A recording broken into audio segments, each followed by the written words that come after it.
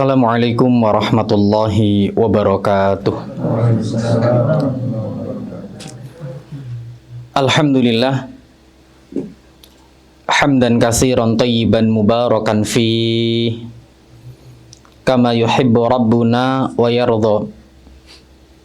Asyhadu an la ilaha illallah wahdahu la syarikalah wa asyhadu anna Muhammadan abduhu wa rasuluh.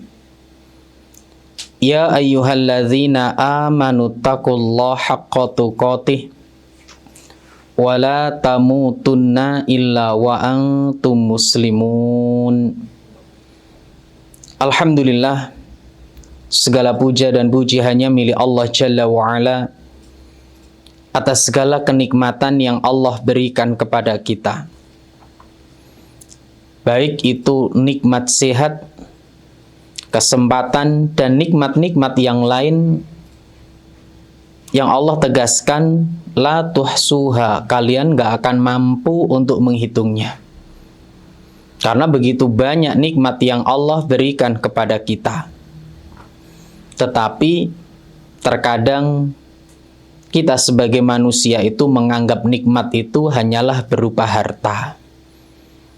Padahal lebih dari itu, Rasul pernah menyebutkan wasihatu limanittaqa khairun minal ghina, bahwa nikmat sehat bagi orang-orang yang bertakwa jauh lebih berharga daripada nikmat harta kekayaan. Banyak orang yang hartanya banyak tapi tidak bisa menikmati hartanya. Tapi ada juga yang hartanya nggak banyak, semua bisa dinikmati. Ada yang mampu beli nasi putih, tapi dia nggak boleh makan nasi putih. Khawatir apa? Diabetes. Ada yang bisa beli sate bahkan sak rombongi, tapi dia hanya sekedar bisa memandang karena kekhawatirannya. Khawatir apa? Antum sate doyan? Doyan? Nasi putih? Berarti milih banyak harta apa sehat? Sehat terus akeh hartane podo. Ya tapi ya itu, kita hanya memandang, sebagian manusia hanya memandang nikmat itu hanya harta, sehingga waktu paginya itu diisi dengan mengeluh. Padahal ketika dia dibangunkan dari tidurnya, sehat itu lebih berharga daripada dia punya harta mungkin ratusan juta, tapi dia tidak bisa menikmati sedikit pun dari uang yang dia punya. Makanya kewajiban kita sebagai seorang mukmin terus memperbesar rasa syukur kita. Karena dengan memperbesar rasa syukur itulah Allah akan tambahkan nikmatnya kepada kita. Dan hitungan matematika dalam agama kita tidak sama dengan hitungan matematika dalam ilmu yang dipelajari selama ini. Karena dalam agama kita tidak selamanya 1 tambah 1 sama dengan 2. Karena ada yang namanya berkah. Ya, ada namanya apa? Berkah. Yang mana berkah itu adalah langgeng, awet. Ya. Makanya ada orang yang mungkin secara hitungan matematika gajinya nggak cukup untuk makan dan kuliah bahkan sekolah anaknya. Tapi Allah cukupkan semuanya. Dari mana itu? Itulah yang disebut dengan berkah. Dari mana berkah itu didapat? Syukur. Dan syukur itu ketika lisan senantiasa memuji Allah, hati selalu yakin bahwa seluruh nikmat itu pemberian Allah, dan mempergunakan nikmat itu dalam kebaikan. Jadi syukur nggak cukup, gur alhamdulillah dikatakan syukur kurang. Makanya kata para ulama, kok ono wong sing ngatakan dirinya syukur tapi gur ngucap alhamdulillah, tidak mempergunakan nikmat dalam kebaikan, kayak orang punya baju gur dicekeli tapi ra digawe. Apakah bajunya bisa menutup auratnya? Tidak. Apakah bajunya bisa menghalangi dia dari teriknya panas dan dingin? Tidak. Makanya nggak cukup syukur itu hanya dengan ucapan alhamdulillah. Lebih dari itu, kita pergunakan seluruh nikmat dalam kebaikan. Makanya kita diingatkan sama Rasulullah. Kullu nikmatin, setiap nikmat, la yuqarribuna ilallah, yang tidak menjadikan kita semakin dekat kepada Allah, fahiya baliyah, maka nikmat itu akan menjadi sumber bencana dan petaka bagi kita. Loh, kok bisa Ustadz? Ya bisa. Karena setiap nikmat itu nanti di hari kiamat akan ditanya. Summa latus alunna yauma idzin. Surat apa itu? Al-Quran. Ya, surat Al-Quran. Nanti dicari saja ya. 30 juz pasti ketemu. Ya. Kemudian nanti akan ditanya seluruh nikmat-nikmat yang Allah berikan pada kita. Ditanya semuanya. Apakah engkau gunakan dalam kebaikan, ataukah kamu gunakan dalam keburukan? Makanya bersyukurlah ketika kita dimudahkan oleh Allah bangun tidur, kemudian mempergunakan nikmat-nikmat yang Allah berikan kepada kita untuk kebaikan. Karena nggak semua orang ketika bangun tidur ingat wudhu. Nggak semua orang bangun tidur kemudian mau sholat. Ada yang bangun tidur langsung pegang HP, kerja. Ya, nah, iya, ada orang yang bangun tidur lihat jam. Wah, jam sekian, nanti deadline kerja sekian. Udah nggak wudhu, nggak sholat, nggak udah. Makanya Rasul pernah menyebutkan bahwasanya manusia itu ya semuanya kullun nasi yaghdu fabai'un nafsahu famu'tiqaha au mubiqaha.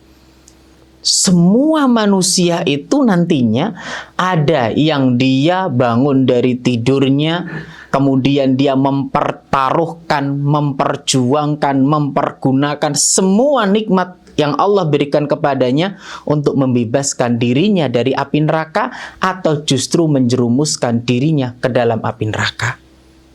Karena ada yang bangun tidur itu nggak mikir sholat. Ono sing bangun tidur iku lho ya pokok mangan, kerja, turu. Mangan, kerja, turu. Dipikir-pikir, ingon-ingonan itu lah ya ngono toh, mangan. Sapi nih orang desa itu makan, gawe brujul, tahu brujul? Apa brujul itu? Baca, terus mulih mangan, turu. Ya wis ngono tok. Ya. Padahal hewan juga berzikir, kita nggak tahu seperti apa. Lah kalau menungso, nggak mau ibadah, subhanallah. Makanya alhamdulillah sekali lagi pada kesempatan pagi hari ini kita mampu memanfaatkan nikmat yang Allah berikan kepada kita untuk lebih mendekatkan diri kita kepada Allah. Kita gunakan nikmat yang Allah berikan kepada kita untuk kebaikan. Dan kita tahu Rasulullah Shallallahu Alaihi Wasallam pernah bersabda, "Man yuridillahu bihi khairan yufaqihu fiddin." Barang siapa yang Allah kehendaki kebaikan padanya, Allah akan pahamkan dia dalam urusan agama. Mungkinkah seorang bisa paham urusan agama kalau nggak belajar? Mustahil. Ya, mustahil. Apa ya buku, kitab diobong terus awune dikumpulni terus diombe, pinter? Enggak. Kalau nggak belajar mustahil. Makanya kata para ulama, dimudahkannya kita untuk belajar agama, hadir dalam majelis ilmu, itu adalah tanda Allah menginginkan kebaikan untuk kita. Nah, maka bersyukurlah atas kesempatan, kemudahan yang Allah berikan kepada kita semuanya. Kemudian tak lupa sholawat serta salam kita haturkan pada Nabi kita, Nabi Agung Baginda Rasulullah Sallallahu Alaihi Wasallam, yang kita harapkan syafaatnya kelak di yaumul qiyamah. Siapapun yang mau meniti jalan hidup baginda Rasulullah pasti akan selamat. Baik urusan dunianya ataupun urusan akhiratnya. Kalau kita pengen selamat dunia akhirat, jalannya satu, mengikuti petunjuk Rasulullah. Urusan muamalah, ikuti saja jalannya Rasul. Bagaimana Rasul mengajarkan kita bermuamalah, selamat. Kalau kita ingin benar sholatnya, ikuti saja tata cara sholatnya Rasulullah Sallallahu Alaihi Wasallam. Pasti benar. Ya, pasti benar. Makanya kita diingatkan bahwasannya al-ilmu, ilmu itu qoblal qauli wal amali. Sebelum berkata, sebelum beramal. Maka semoga kita senantiasa diberikan ilmu yang bermanfaat dan dijauhkan dari ilmu yang tidak bermanfaat. Fa insyaallah kajian kita pada kesempatan pagi hari ini, kesempatan perdana ini, kita akan membahas seputar akhlak. Tetapi kita akan mengkaji sebuah hadis yang membicarakan masalah tersebut. Ikhwani fiddin rahimakumullah. Kita pernah mendengar bahwasannya Rasulullah Sallallahu Alaihi Wasallam pernah menyebutkan, taraktu fikum amraini lan tadhillu ba'dahuma abadan, kitabullahi wa sunnati. Aku tinggalkan dua perkara kepada kalian. Amraini lan tadhillu ba'dahuma abadan. Kalian gak akan tersesat selama-lamanya selama kalian mau berpegang teguh kepadanya.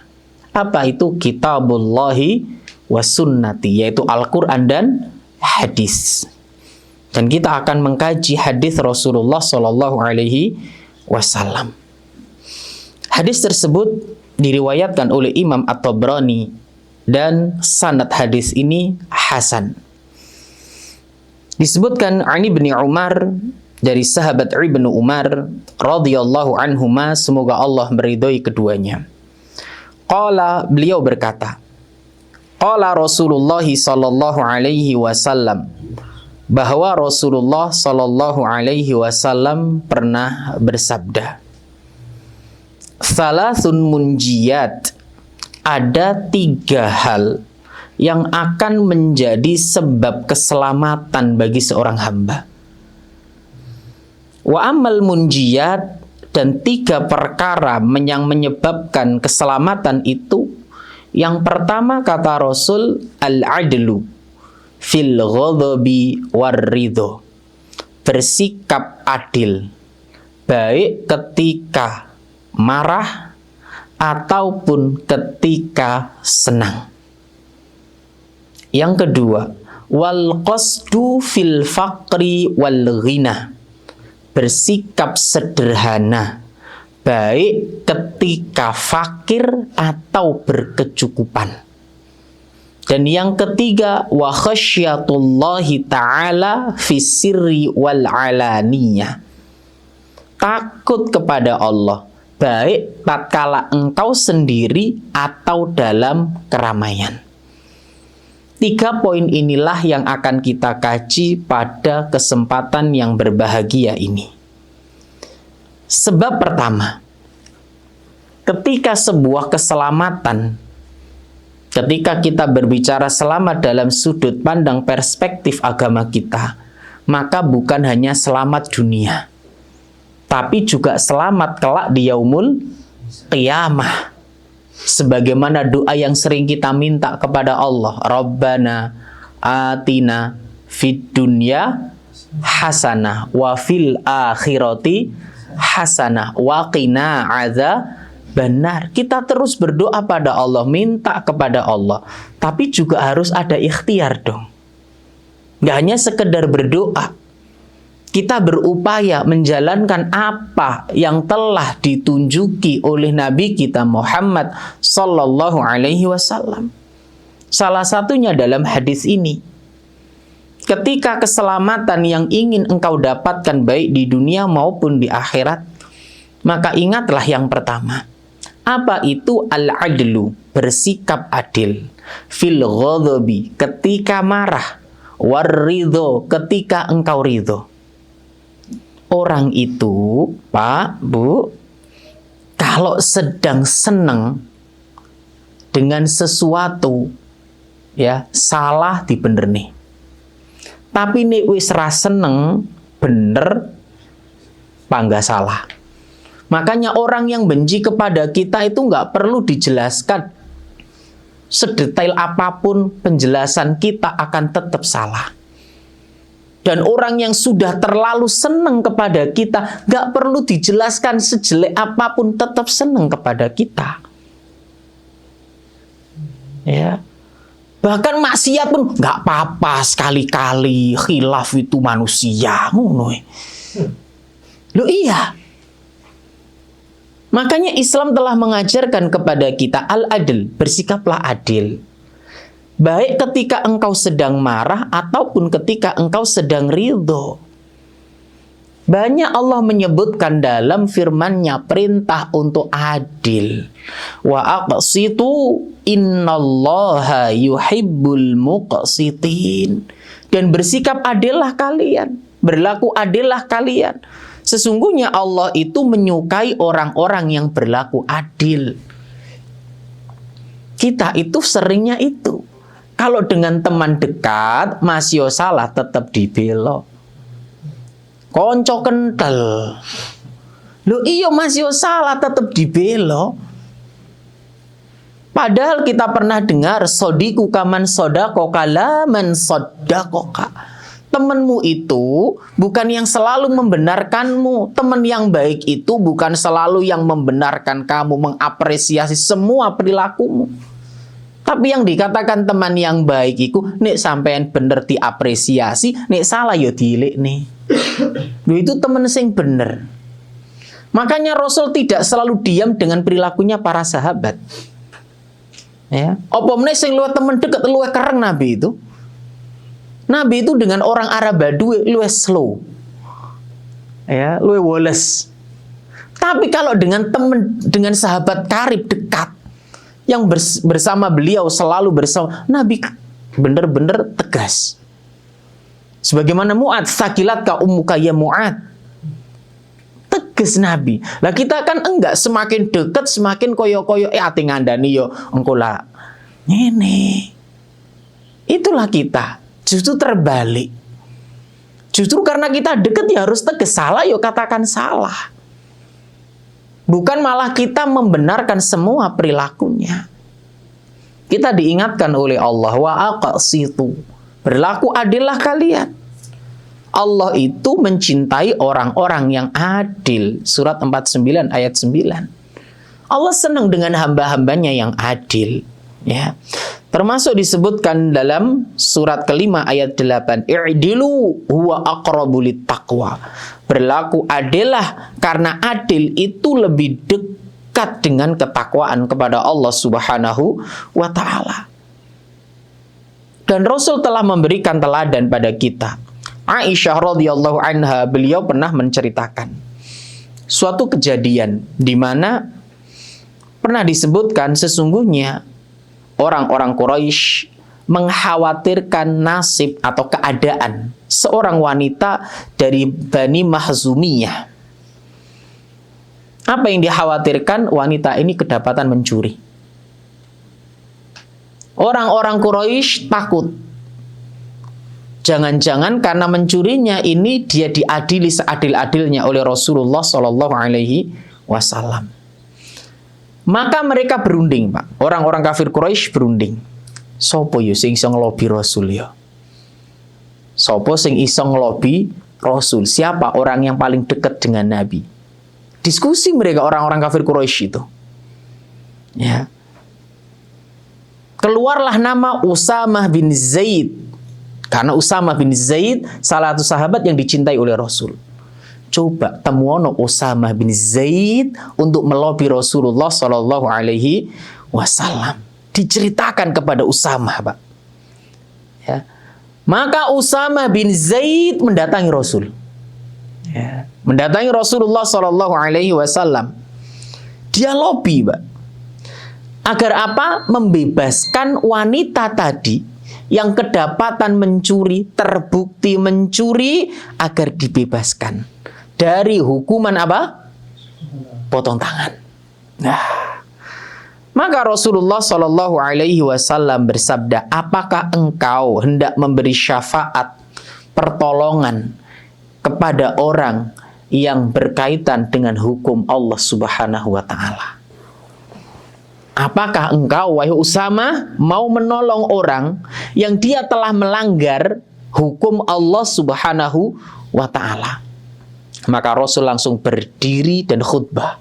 Ya ayyuhan nas, wahai manusia, sesungguhnya yang membinasakan ya orang-orang sebelum kalian adalah ketika jika ada orang yang mulia, punya kedudukan tinggi, punya apa istilahnya? Ya, kedudukan, punya jabatan, punya wewenang yang tinggi, kedapatan mencuri, maka dibiarkan, tidak dihukum. Tapi kalau ada orang nggak punya jabatan, nggak punya privilege sama sekali, dihukum seadil-adilnya. Wallahi, kata Rasul, demi Allah, sekiranya Fatimah bintu Muhammadin mencuri pun tak potong tangannya. Ini Rasul, Pak, tegas di hadapan para sahabatnya. Lah kok tonggo, anakku wae nek kedapatan mencuri tak potong tangannya, kata Nabi. Inilah bentuk adilnya Rasulullah Shallallahu Alaihi Wasallam. Kan kita kadang gak adilnya gitu. Kalau terlalu dekat dengan kita, punya kedudukan, gak apa-apalah, bisa lah nanti di lobi. Bisa. Tapi kalau gak punya kedudukan sama sekali, privilege, afwan ya. Oh gitu itu. Wani piro kena dipitung pora iki. Subhanallah, inilah kondisi saat ini. Sungguh yang menghancurkan, hancurnya kaum-kaum sebelum kalian karena faktor ini. Karena kalau yang punya privilege, punya kedudukan, punya jabatan, melakukan sebuah kesalahan, dimaklumi. Ya, dengan berbagai alasan. Ya, namanya sudah berkaitan dengan hukum Allah, salah ya salah. Bahkan apa kata Nabi penutup tadi? Ya, sekiranya Fatimah bintu Muhammadin kedapatan mencuri pun, aku sendiri akan memotong tangannya, kata Rasulullah Sallallahu Alaihi Wasallam. Hadis ini diriwayatkan oleh Imam Bukhari dan Imam Muslim. Inilah adilnya Rasulullah Sallallahu Alaihi Wasallam. Ya, maka ini hendaknya menjadi sebuah nasihat buat kita, bersikap adil. Apalagi yang punya jabatan, bersikap adil. Ya, yang punya kedudukan, bersikap adil. Ya, weh, ini dah lama 1 pekan gak masuk, gak popo. Oh, iku konco kental gue. Ya, subhanallah, jangan. Sebab kehancuran kaum-kaum terdahulu adalah ketika orang-orang yang diberikan amanah untuk memberi sebuah kebijakan tidak bijak. Tidak adil. Padahal tadi perintahnya Allah, i'dilu huwa aqrabu littaqwa wa aqsitu innallaha yuhibbul muqsit. Allah senang dengan orang-orang yang berbuat adil. Tetapi ingat, adil itu ada kalanya harus sama dan ada kalanya sesuai kondisi. Maksudnya bagaimana, Ustaz? Jadi begini. Ada kalanya adil dalam hak Allah, dalam hukum Allah harus sama. Dan ada kalanya dalam suatu hal sesuai kondisi. Contoh, orang tua yang adil itu bukan berarti anak sing PAUD karo anak sing kuliah dikasih uang saku yang sama. Jadi adil itu tidak harus sama. Ada kalanya adil itu sesuai dengan porsi dan kebutuhan. Ini harus kita pahami bersama. Karena kadang-kadang anak kita juga ngomong gitu. Oh, bapak nggak adil, mosok emas dikai uang saku 100.000, saya cuma 10.000. Bukankah adil itu loh, pone anak pinter yo. Allah berfirman ngono kok. Jenengan nggak bisa menjelaskan, cuma Allahu a'lam ngono. Ya. Jadi adil itu ada kalanya sesuai dengan kebutuhan, sesuai porsi tersebut. Ya, dan ada kalanya harus sama jika berkaitan dengan apa tadi, hukum. Mau dia kaya, mau dia miskin, kalau yang berkaitan dengan hak nggak bisa nih. Hukum nggak bisa tuh. Pencuri, mau dia kaya yang mencuri atau yang miskin, sama. Hukumnya di sisi Allah Subhanahu wa Ta'ala. Anak kita tadi kita katakan, ya. Makanya ini yang harus menjadi perhatian buat kita. Adil, ada kalanya harus sama dan ada kalanya sesuai dengan porsi dan kondisi. Ini yang harus kita pahami bersama. Kemudian ikhwani fiddin rahimakumullah, yang kedua, sebab keselamatan itu adalah al-qasdu fil faqri wal ghina. Bersikap sederhana baik ketika fakir maupun ketika berkecukupan. Dua kondisi ini, mana yang paling mudah sederhana? Fakir. Ya wong fakir atip sombong apa nih? Gak ono sing di, ya tapi enek. Makanya salah satu orang ya yang nanti di hari kiamat azabi luwih pedhi iku gak ono sing disombong nih, sombong. Iku wong sing azabi luwih nemen iku. Soalnya nek wong sugih sombong dengan hartane wajar, ono sing disombongno. Dalam artian wajar, yo ono sing disombong nih, kan gitu. Tetapi tetap loh ini keburukan gitu.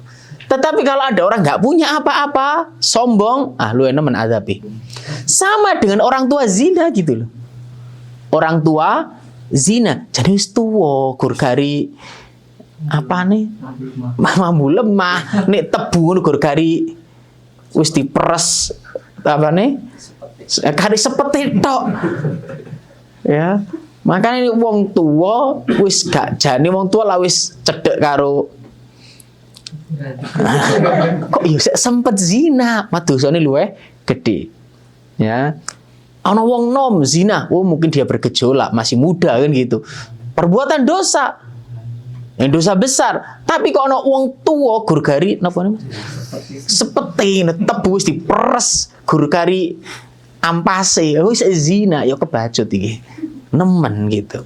Nah, makanya ini ada dua kondisi. Perintahnya, kalau kita ingin selamat, bersikaplah sederhana. Baik ketika engkau berkecukupan atau saat engkau kondisi fakir. Saat kita kondisi nggak punya, mungkin kita akan hidup sederhana. Omongannya awadi mungkin akan terlihat Masya Allah. Tapi ketika diuji dengan harta yang banyak, belum tentu kalimat kita masih sederhana. Langkah kita akan terlihat biasa. Ya, HP yang biasa nih cuma masuk kantong bawah, mungkin taruh kantong atas. Foto yang biasanya tidak di depan cermin, ganti fotonya selalu di depan cermin. Nggak ngerti nyapo kameranya. Loh, berubah. Padahal kalau kita tahu teladan kita Rasulullah SAW, Rasul pernah sedekah 1 lembah kambing. Rasul pernah sedekah 300 ekor unta. Tetapi tempat tidur Rasulullah anyaman. Ya. Ini Rasulullah teladan bagi kita untuk bersikap sederhana. Rasul yang jahit, yo sandale dhewe, yo bajune yang robek. Itu kata penuturan istri beliau sallallahu alaihi wasallam. Kita kan nek ra ndek duit didandani dhewe, dijahit, yo bareng duit-duit diuncalno. Apa ini? Ya, subhanallah. Jadi terkadang kita itu, ya emang ini kita itu butuh sesuatu yang terlihat pahit seperti itu untuk mengingatkan kita. Bersikaplah sederhana, baik engkau punya atau kondisi kekurangan. Ya, bukan berarti ketika kita mengatakan sederhana itu kemudian kita compang-camping, enggak kok. Ya. Bersikaplah sederhana dalam berbicara, bersikaplah sederhana dalam berjalan, bersikaplah sederhana dalam bergaul. Karena terkadang seseorang itu menyombongkan apa yang dia punya. Ya. Kita tahu bagaimana sahabat Abu Bakar As-Siddiq sesederhana itu beliau radhiyallahu an, tidak membatasi diri ya dengan bergaul dengan para sahabatnya yang lain.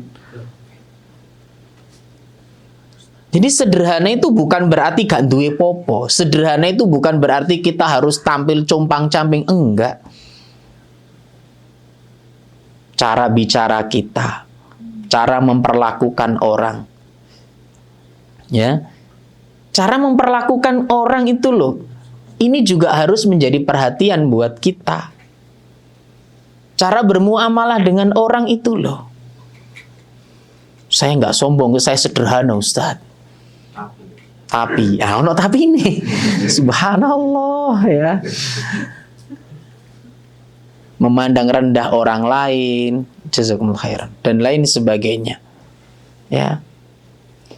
Jadi ikhwan fillah rahimakumullah, poin kedua ini, sebab keselamatan ini, ketika kita mungkin hartanya pas-pasan, mungkin bukan suatu hal yang sulit.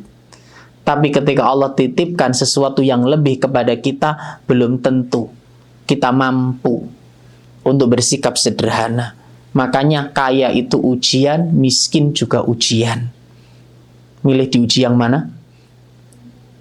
Kaya itu ujian, miskin itu ujian. Lu pilih ujian sing ndi?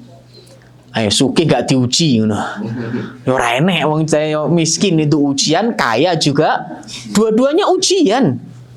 Makanya agar kita selamat, mau kita diberi harta yang pas-pasan atau mungkin yang banyak, tetaplah bersikap sederhana. Jangan sampai gaji kita merubah cara bicara kita. Jangan sampai harta kita merubah cara kita memperlakukan orang di sekitar kita. Jangan sampai apa yang kita punya menjadikan kita memandang rendah orang di sekitar kita. Inna akramakum indallahi atqakum. Yang menjadikan seorang mulia di sisi Allah bukan karena hartanya, bukan karena jabatannya, tetapi bagaimana ya hablu minallah, ibadahnya, ketakwaannya kepada Allah Subhanahu wa taala. Bilal nggak punya harta banyak tapi tinggi kedudukannya di sisi Allah.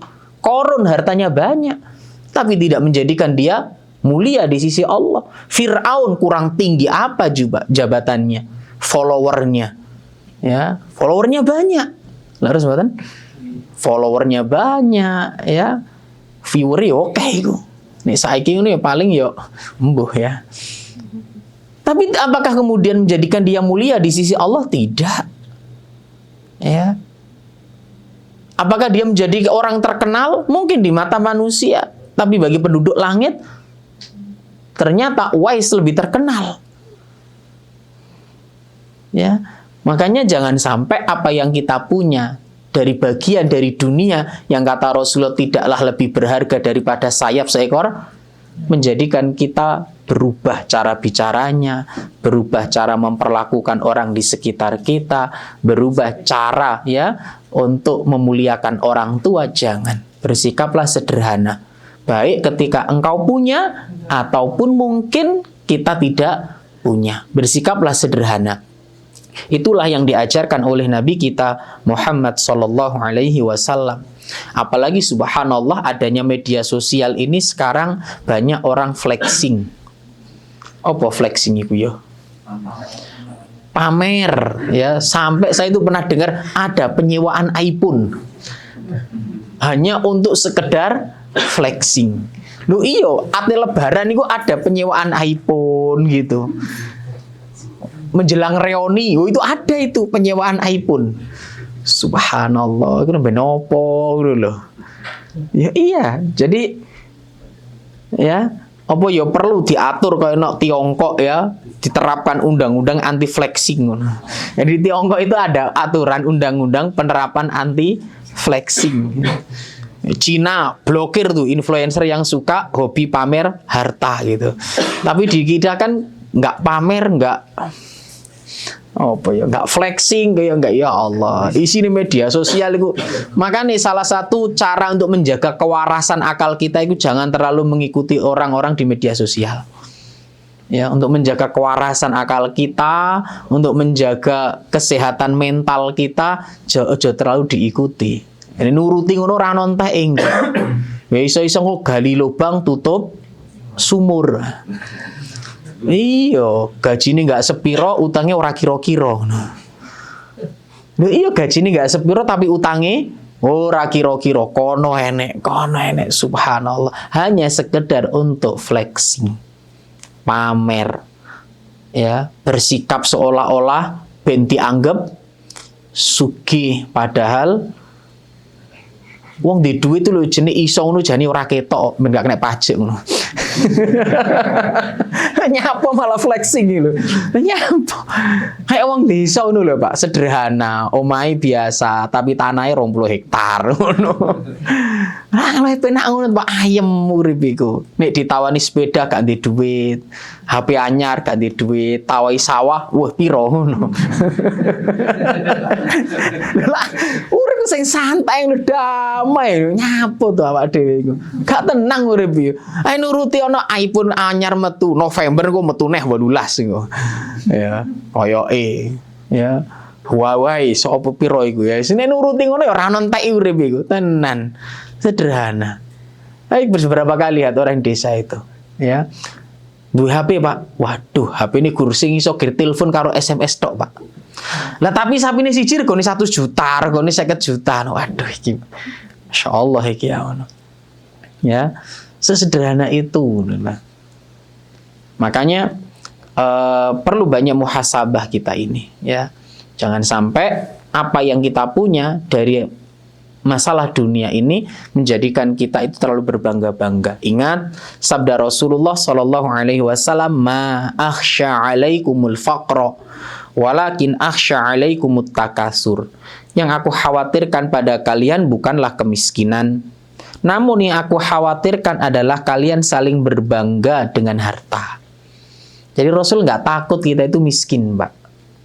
Tapi yang Rasul takutkan itu ketika kita saling berbangga dengan apa yang kita punya. Bukan dalam artian pengen kebaikan, tetapi saling berbangga, saling adu kekayaan. Ya, subhanallah. Ini yang harus diwaspadai bersama-sama. Karena ingat, harta kita titipan Allah Subhanahu wa ta'ala. Jadi bersikaplah sederhana, baik dalam kondisi apa tadi? Nggak duwe atau pas duwe, bersikap tenang, ya. Banyak orang itu yang terlihat HP-nya biasa-biasa saja tapi rekeningnya nggak biasa-biasa saja. Ono juga sih nggak duwe rekening, HP ini ya sederhana tapi sawai ombo gitu, nggak kira-kira. Ya seperti tadi, benar memang orang desa itu nek ditawari HP anyar nggak, ngapunten boten nggak ada ngono pokoknya. Sepeda anyar, kalau tak Shogun zaman semono. Nek gak ngono Supra sing totoke wis blak-kerek-kerek ya. Tapi nek ono tawa sawah, pinten to? 1 hektar. Nyune pinten? Nggak oke-oke, sekian ratus mawon pun. Sakmene nek gelem, ngono langsung di duit ya. Ya itulah, ya bersikaplah sederhana. Jangan biasakan flexing. Karena flexing itu menjadikan kita nggak tenang justru. Atau mengikuti gaya hidup mereka. Bersikaplah sederhana sesuai dengan isi dompet kita. Ma'asyiral muslimin yang dimuliakan oleh Allah Subhanahu wa ta'ala. Dan ingatlah firman Allah Subhanahu wa ta'ala dalam surat At-Taubah ayat 75 sampai 76.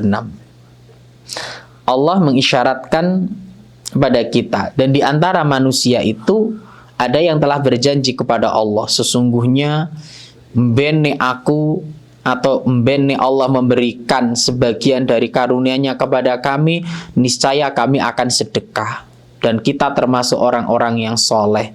Tapi ketika Allah memberikan kepada mereka sebagian dari karunia-Nya, mereka menjadi kikir dan berpaling dan selalu menentang kebenaran. Naudzubillah. Bersikap sederhanalah dan suka sedekahlah. Sedekah itu nggak harus banyak, yang penting apa? Ikhlas. Ya, sedekah itu nggak harus banyak, yang penting ikhlas. Jangan sampai kekurangan kita menjadikan kita orang yang pelit.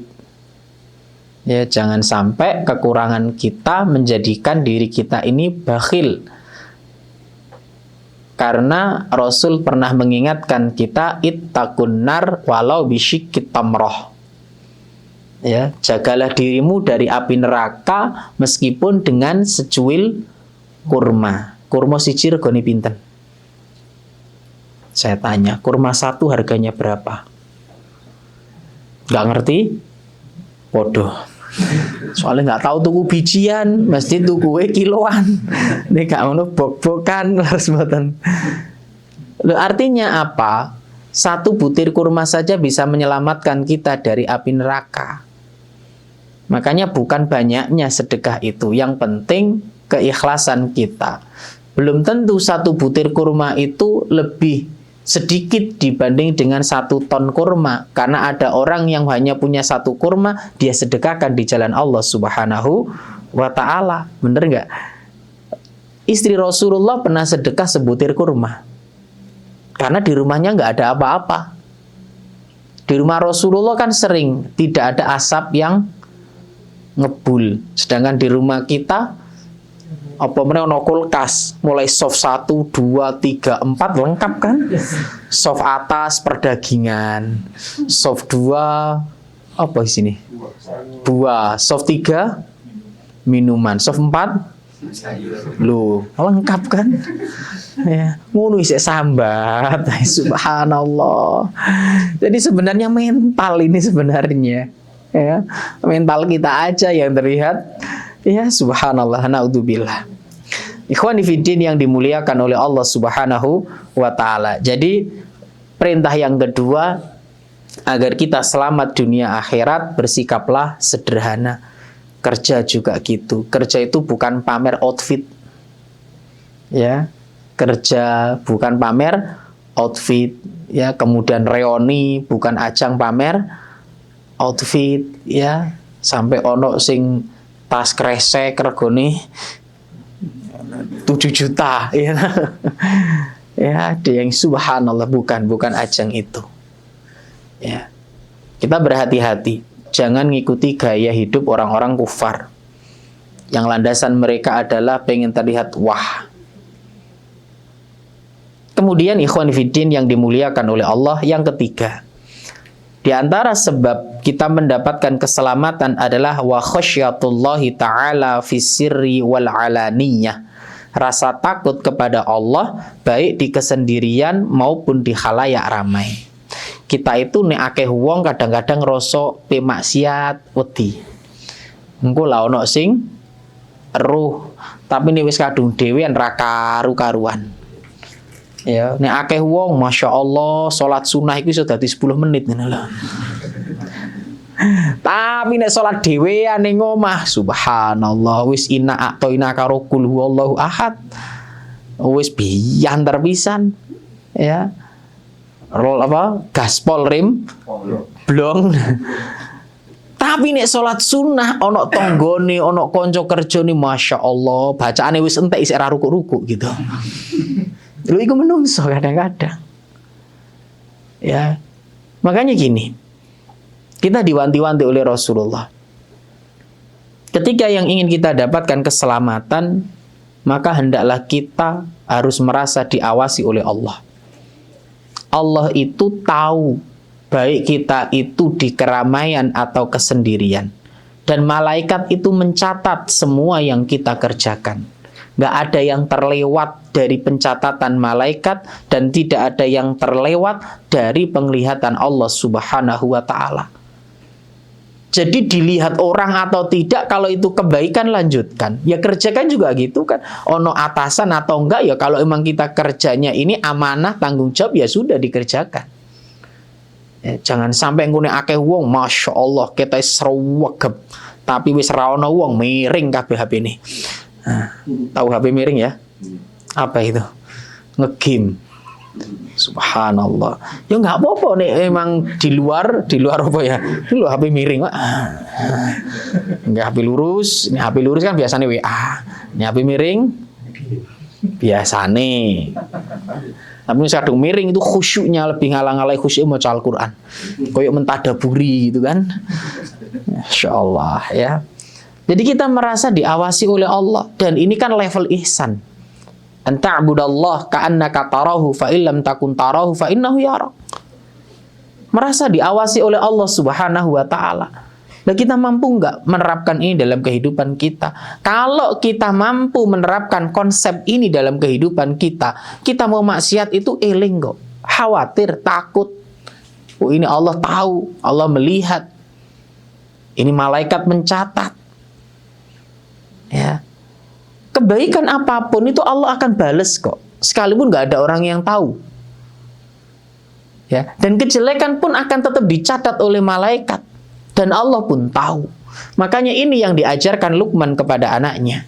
Ya bunayya innaha in taku mithqala habbatin min khardalin fatakun fi sakhratin aw fis samawati aw fil ard ya'ti bihallah innallaha latifun khabir. Wahai anakku, sesungguhnya jika ada suatu perbuatan seberat biji sawi dan berada di dalam batu atau di langit atau di dalam bumi, niscaya Allah akan mendatangkan balasannya. Sekalipun nggak ada orang yang tahu, Allah tahu. Ya, sekecil apapun perbuatan kita, jika itu kebaikan Allah balas, jika itu dosa Allah balas. Jika itu kebaikan Allah lipat gandakan, jika itu keburukan tetap akan dibalas dengan seadil-adilnya. Allah tidak mendolimi siapapun. Makanya dalam dunia kerja, dalam dunia apapun, jika itu amanah, sudah jalankan. Ya. Karena kita sebagai seorang mukmin, hendaklah selalu merasa diawasi oleh Allah Subhanahu wa taala. Fisirri wal alaniyah, baik dalam keramaian atau dalam kesunyian. Kita beribadah kepada Allah itu bukan karena banyaknya manusia yang melihat kita. Kita membaca Al-Quran itu bukan karena ada mic yang ada di depan kita. Karena kan ada orang yang baca Al-Quran ngadep mic semangatnya luar biasa. Tapi ini nggak ono mic mau gak ono sing krungu, Ustaz. Ya, subhanallah. Nah, kita berbuat baik lillah. Qul inna salati wa nusuki wa mahyaya wa mamati lillahi rabbil alamin. Inilah yang hendaknya kita terapkan dalam kehidupan kita sehari-hari. Merasa diawasi oleh Allah Subhanahu wa ta'ala. Kalau kita menerapkan 3 hal ini, fa insyaallah akan baik tutur kata kita. Fa insyaallah akan semangat ibadahnya. Karena 3 inilah sebab seorang mendapatkan keselamatan baik di dunia maupun di akhirat. Poin yang pertama tadi apa? Adil. Kapan kita harus adil? Baik ridho ataupun saat marah. Mana yang lebih sulit? Sama-sama sulit. Ya, karena kalau kita biasanya dengan teman dekat kan mesti dipuji-puji. Tapi nih dengan musuh, etrek-etrek gitu. Sulit bisa adil. Kok ado-ado dengan anak aja kadang dalam masalah yang harus bersikap adil masih sulit. Ya, ada loh Pak orang itu yang tak ngene to Pak, kadang wong iku pengen duwe anak lanang. Tibae sing lair anak wedok iku ya kaya tersing terlunta-lunta lho Pak. Padahal iki ya padha anake, hasil karyane kan gitu. Lho ngono lho gak iso adil lho Pak. Ya, kadang gak bisa adil dia. Tapi nek pas lair anak sing diarepno, Masya Allah, urung njaluk wis ditukokne. Tapi nek anak sing koyo mau ngomong wae salah kok menang salah. Gitu. Nah ini kadang tidak bisa bersikap adil. Yang kedua tadi apa? Sederhana. Kapan harus sederhana? Baik punya ataupun tidak. Nih pas gak duwe sederhana, iso lah Ustaz. Kita makannya hanya nasi saja Ustaz. Kita sederhana. Ya ora ono liyane. Tapi nek ono liyane kadang kerupuk wae diuncalne apa kerupuk itu. Masya Allah. Ya. Subhanallah. Masakan apa? Masakan gitu, ya Allah, kurang higienis. Subhanallah. Gak ganti ini. Saya kalau makan, kalau nggak, subhanallah. Ya, yang terakhir apa? Merasa diawasi oleh Allah dalam kesendirian atau keramaian. Wallahu taala a'lam bishawab. Kita lanjut sesi tanya jawab. Mudah-mudahan tidak ada yang tanya. Tapi sekalipun ada, jangan sulit-sulit. Menyulitkan ustadz itu nggak boleh. Menyulitkan orang aja nggak boleh, nggak baik. Apalagi yang disulitkan adalah ustadz. Wah, lu nemen nih. Silakan kalau ada pertanyaan. Jadi Ustaz, bismillah, saya mau tanya Ustaz, bagaimana kiat-kiat kita menghilangkan rasa kekhawatiran akan karir kita di dunia pekerjaan? Entah itu kekhawatiran akan karir kita sendiri ataupun keberlangsungan dari kantor kita. Misal kita tahu, ini sebagai contoh saja ya. Misal kantor kita ada masalah keuangan atau bagaimana, itu bagaimana caranya Ustaz? Supaya membentengi dari rasa was-was atau kekhawatiran gimana gitu. Terima kasih. Nggih. Terima kasih atas pertanyaannya, Masya Allah. Rasa hidup di dunia ini pasti ada yang namanya khawatir. Kalau kita pengen nggak khawatir, maka satu di surga. Nggak ada orang khawatir di dalam surga itu. Cemas, gundah gulana, kesedihan itu bagian dari dunia. Selama kita masih di dunia, kesedihan, ya, kecemasan itu pasti ada. Walanabluwannakum bisyai'im minal khaufi wal ju'. Ya. Bahkan Rasul menyebutkan, ma yusibul muslimu min nasabin wala wasabin wala hammin wala adhan wala gham hatta syaukatu yushakuha. Semua itu akan ada bagian dari kehidupan dunia. Ya. Tetapi ya memang tadi adanya hal itu, tugas kita adalah bagaimana agar ini tidak terus menjadikan kita berhenti dari berbuat baik, berhenti dari husnudzon kepada Allah Subhanahu wa ta'ala.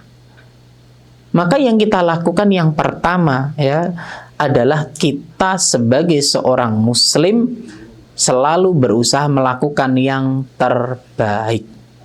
Ini yang pertama. Kan kita sebagai seorang hamba diperintahkan untuk ikhtiar. Dan ikhtiar itu lakukan yang terbaik. Allah itu menyukai amalan yang dilakukan secara apa? Yang apa? Totalitas. Profesional. Itu yang Allah cintai. Ya, itqon kalau bahasa agamanya. Allah itu menyukai amalan yang dilakukan secara profesional. Makanya ketika kita melakukan suatu pekerjaan, bukan hanya modal tawakal, Pak. Bukan hanya modal tawakal loh.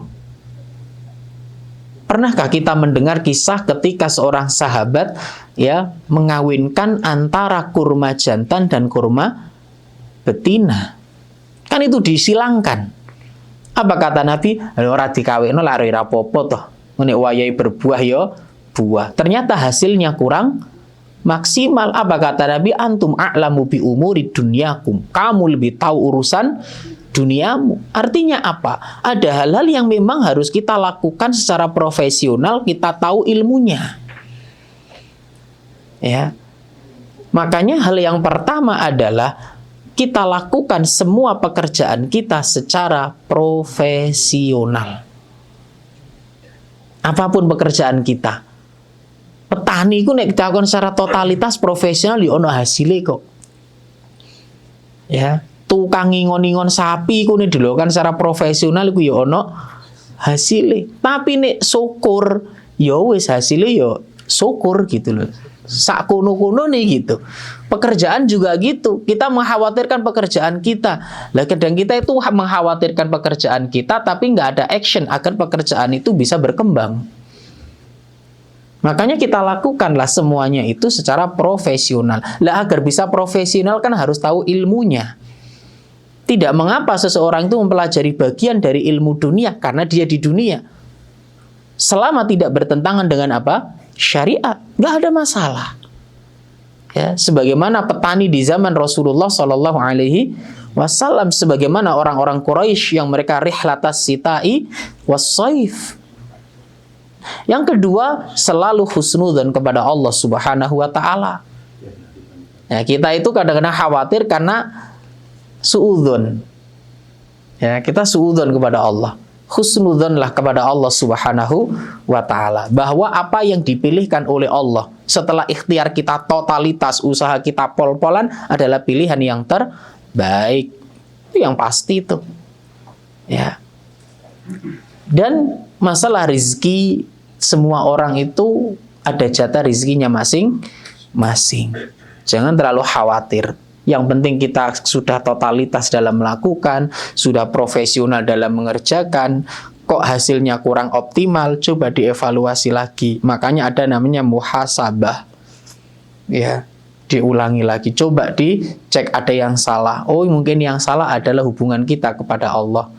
Kan kadang-kadang seringnya kita melihat itu kegagalan itu, oh karena mungkin ini faktor A, B, C, D. Tapi kita kadang lupa faktor hubungan kita kepada Allah. Hablum minallah kita. Haknya orang mungkin ada yang tidak kita penuhi. Ini yang harus benar-benar kita perhatikan. Jadi masalah ini sebenarnya masalah yang luas sekali, tapi itu diantaranya. Wallahu ta'ala a'lam bishawab. Ada lagi? Nggih, monggo. Ibu-ibu. Perkara adil. Saya pernah dengar teori bahwa orang yang bijaksana atau objektif atau adil adalah orang yang tidak berkepentingan atau orang lain yang tidak berkaitan dengan sebuah permasalahan, karena orang tersebut tidak melibatkan emosional dalam mengambil kebijakan. Dalam sudut pandang Islam, gimana cara menghilangkan emosional agar kita bersikap adil? Bagaimana menghilangkan emosional kita agar kita bersikap adil? Ikhwani fiddin yang dimuliakan oleh Allah Subhanahu wa taala, yang namanya manusia kalau dikatakan tidak berkepentingan itu sulit ya.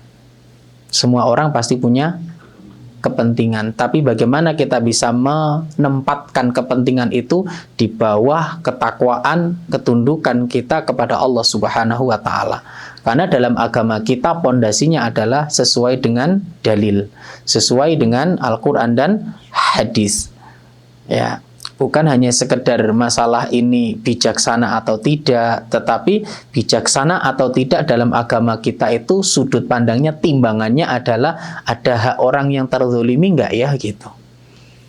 Kan itu beda nanti. Jadi kalau kita berbicara masalah ini nanti akan banyak yang namanya teori-teori yang dikatakan oleh orang barat seperti ini, orang ini seperti ini. Tetapi kita kembali merujuk pada apa yang disabdakan oleh Rasulullah SAW, bagaimana kita bisa menempatkan, memberikan orang sesuai haknya masing-masing. Kalau kepentingan ya pasti ada kan ya, sulit. Makanya kepentingan itu kita tempatkan sesuai dengan dalil nas dari Al-Quran dan hadis. Kita tempatkan diri kita sebagai orang tua, kapan kita sebagai seorang suami, kapan kita sebagai seorang anak. Hal yang paling sulit itu gini, kita di posisi sebagai seorang suami, kita di posisi sebagai seorang anak.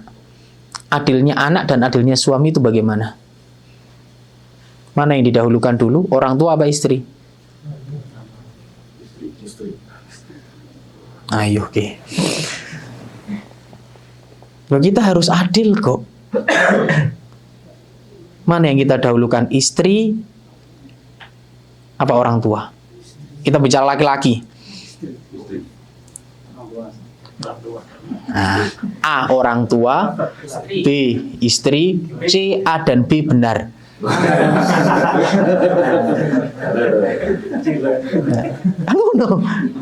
Kita di posisi ini.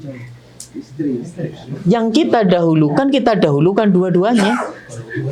Kita ada kewajiban sebagai anak yang wajib patuh kepada orang tua sekalipun kita telah menikah. Kita punya kewajiban untuk ngurusi istri karena mereka tanggung jawab kita. Maka dahulukan dua-duanya. Selama bisa berjalan dua-duanya, kenapa kita harus pilih salah satu? Kalau bisa jalan dua-duanya, kenapa kita harus pilih salah satu? Dua-duanya ini kewajiban. Ya. Itulah kita seringnya kan gitu. Kan kita seringnya itu. Kita dikatakan adil itu harus milih salah satu. Enggak kok. Nggak selamanya adil itu harus salah satu. Kalau bisa keduanya, kan gitu, bapak-bapak ya. Gitu ya. Jadi kalau bisa dua-duanya, kenapa enggak gitu loh. Jadi ada kita itu ada timbangan, dalam agama kita ada timbangannya. Timbangannya nas tadi loh. Ya, timbangannya nas tadi. Makanya segala kepentingan itu harus ditundukkan dari nas Al-Qur'an dan hadis. Dari sinilah kembali lagi pentingnya kedalaman ilmu agama kita. Kita belajar agama terus agar juga bijak. Bijaksana itu bukan berarti seperti kita katakan sebagian orang bijaksana itu terkadang memang harus berat salah satu atau harus sama dua-duanya. Nah, makanya dalam agama kita ada juga namanya maslahat dan madharat. Wong nanti ditimbang nih, kira-kira nih aku nglakoni ini maslahatnya sing luweh dhuwur sing endi. Oh ternyata nek tak aku ngelakoni iki dampaknya luwih buruk, ya wis tak ora. Artinya apa? Dia mengambil resiko lebih kecil daripada ada resiko yang lebih besar sampai di level itu. Wallahu taala a'lam shawab. Nggih ibu-ibu monggo. Ibu. Enggak ada? Ibu-ibu jelas apa belas?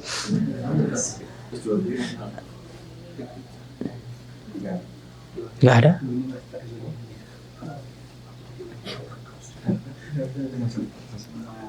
Selesai. Alhamdulillah. Karena pertanyaan kan berarti jelas.